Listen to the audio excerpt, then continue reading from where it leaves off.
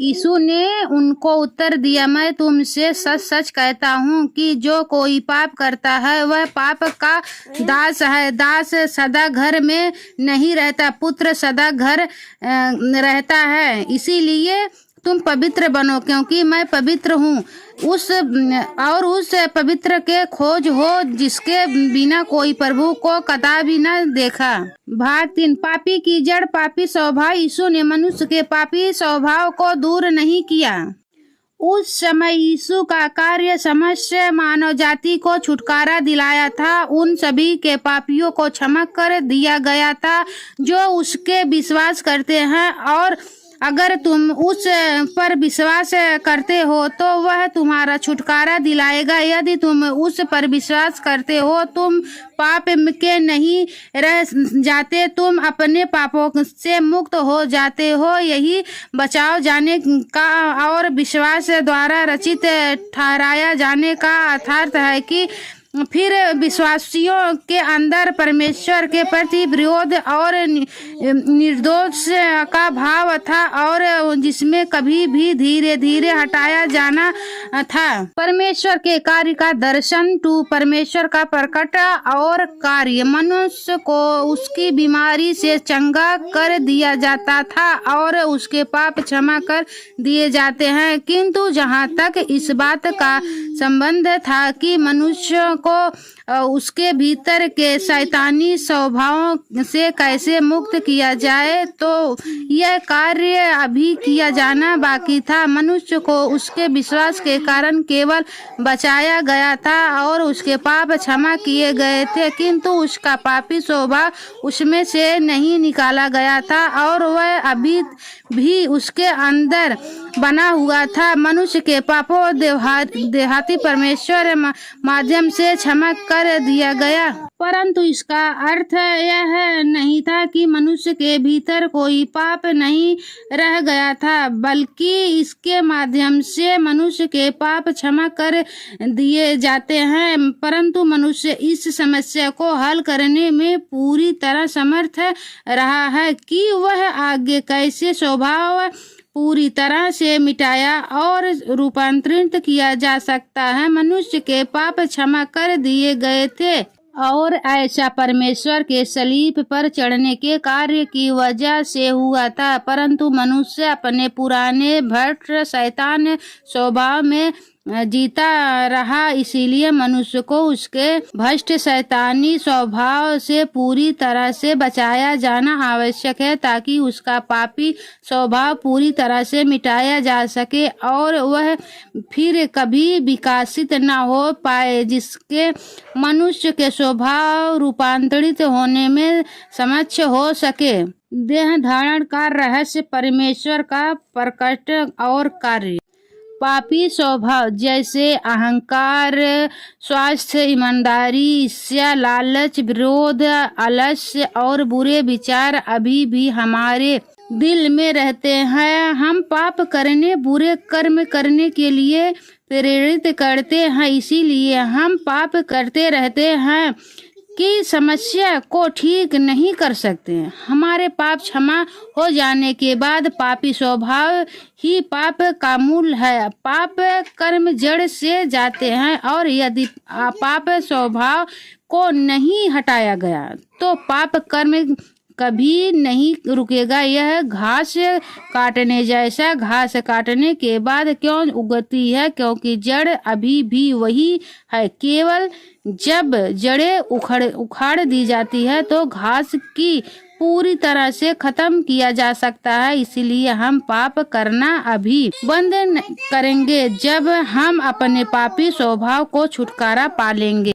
हम पाप क्षमा होने के बाद भी पवित्र क्यों नहीं हो पाते? क्योंकि यद्यपि प्रभु यीशु ने हमारे पापों को क्षमा कर दिया है, हमारा पापी स्वभाव अंदर भी हम अभी भी पाप कर सकते हैं। प्रभु यीशु ने हमारे पापों को क्षमा कर दिया और हम पवित्र हैं। ये क्योंकि यद्यपि प्रभु यीशु ने हमारे पापों को क्षमा कर दिया है, हमारा पापी स्वभाव अभी भी अंदर है और हम अभी भी पाप कर सकते हैं। जैसा कि बाइबल में कहता है, क्योंकि वह समय आ पहुंचा है कि पहले परमेश्वर के लोगों का न्याय किया जाएगा। मेरा मन रात भर मेरे साथ रहना चाहता है और मेरे अंदर की आत्मा हर नए दिन की प्राप्त में मेरे साथ रहना चाहता है। जब धरती पर मेरा न्याय आएगा, लोग खरा जीवन जीना सीख जाएंगे।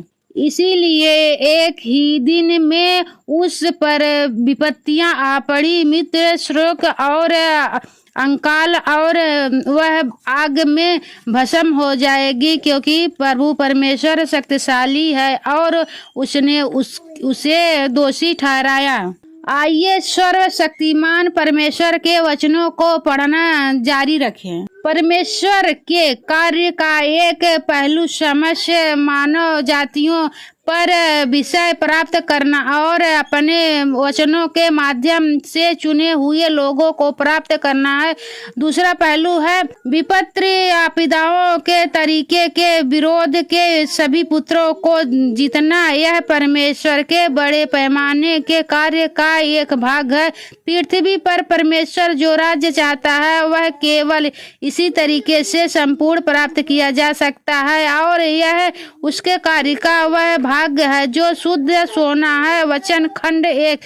परमेश्वर का प्रकट और कार्य संपूर्ण ब्रह्मांड के लिए परमेश्वर के वचनों के रहस्य का व्याख्या। मेरा मन रात भर तेरे साथ रहना चाहता है और मेरे अंदर की आत्मा हर नए दिन की प्राप्त में तेरे साथ रहना चाहता है। जब धरती पर तेरा न्याय आएगा, लोग खड़ा जीवन जीना सीख जाएंगे। प्रभु यीशु ने कहा, मुझे तुमसे भी बहुत सी बातें करनी है, परंतु अभी तुम उन्हें सह नहीं सकते। परंतु जब वह अर्थात सत्य का आत्मा आएगा तो कुछ तुम सब सत्य का मार्ग बताओगे।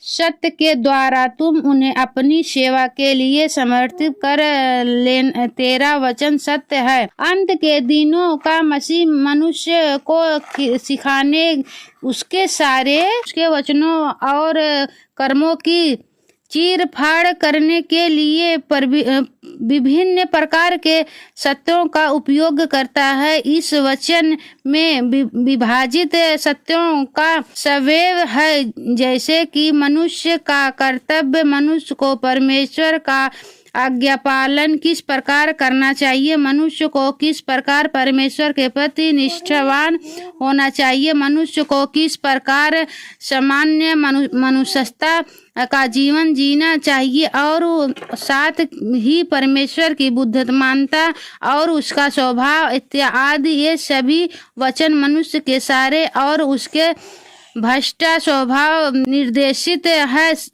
खास तौर पर वे वचन जो यह उजागर करता है कि मनुष्य किस प्रकार परमेश्वर का विस्तार करता है, इस संबंध में बोले गए हैं कि किस प्रकार मनुष्य शैतान का मूर्त रूप से परमेश्वर के विरुद्ध शत्रु बल हैं। अपने न्याय का कार्य करने में परमेश्वर केवल कुछ वचनों के माध्यम से मनुष्य की प्रकृति को प्रकट नहीं करता, बल्कि वह लंबे समय तक उस उजागर करता है, उसे निपटता है और उसकी काट छाट करता है। उजागर करने, निपटने और काट छाट करने की इन तमाम विधियों के साधारण वचनों से नहीं, बल्कि उस सत्य में परिस्थिति किया जा सकता है जिसका मनुष्य में सर्वर्थ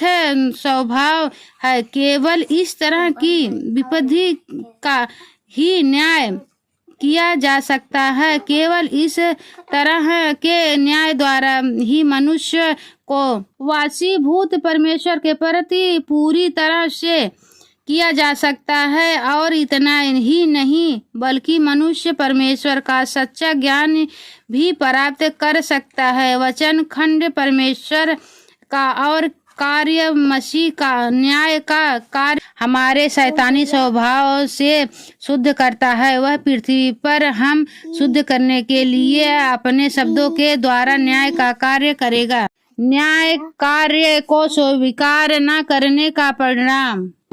अंत में आइए सर्वशक्तिमान परमेश्वर के वचनों का एक बार और अंत पढ़ें, जो अंत के दिनों के दौरान परमेश्वर के न्याय और ताड़ना के कार्य के दौरान अर्थात शुद्धिकरण के अंतिम कार्य के दौरान रहने में समर्थ है। वे लोग होंगे जो परमेश्वर के कार्य अंतिम विश्राम में प्रवेश करेगा। इसीलिए जो विश्राम में प्रवेश करेगा वे सब शैतान के प्रभाव से मुक्त हो चुके होंगे और केवल परमेश्वर के शुद्धिकरण के अंतिम कार्य से जुड़ने के बाद ही परमेश्वर द्वारा प्राप्त किया जा चुका अंतिम विश्राम में प्रवेश करेंगे। परमेश्वर की तड़पना और न्याय का सारा मानव जाति को शुद्ध करना है और यह अंतिम विश्राम के दिन के लिए है।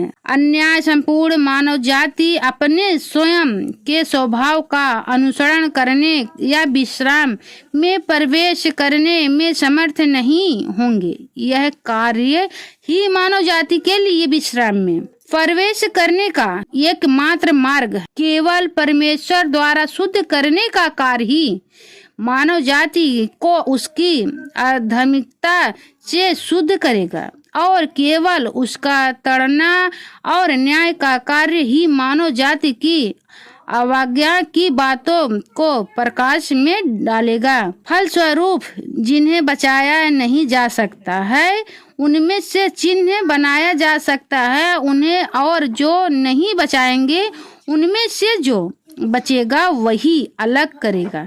जब यह कार्य समाप्त हो जाएगी तो जिन लोगों को बचे रहने की अनुमति मिलेगी वे सभी शुद्ध किए जाएंगे और वे मानवता के उच्चारण सत्र में प्रवेश करेंगे, जहां वे एक अद्भुत द्वितीय मानव जीवन की पृथ्वी पर आनंद उठाएंगे। आमीन, हालेलुया।